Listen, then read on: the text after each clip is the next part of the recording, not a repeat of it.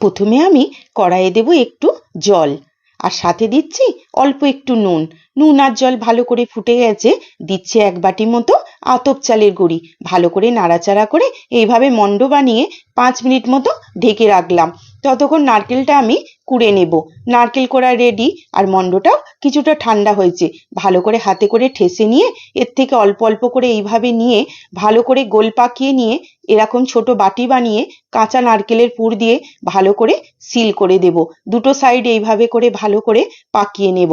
ছোটবেলায় ঠাকুমা মজা করে বলতো পুলি পিঠের ল্যাজ গজালো। আর একটা এদিকে আমি গ্যাসের মধ্যে জল ফুটতে দিয়েছিলাম। ফুটন্ত জলের মধ্যে পিঠেগুলো এক এক করে দিয়ে দিলাম।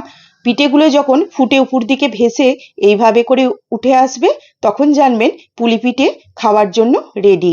দেখুন ভেতরে নারকেলের পুর দেওয়া পুলি পিঠে, আর সাথে রয়েছে নতুন গুড়, সুগন্ধে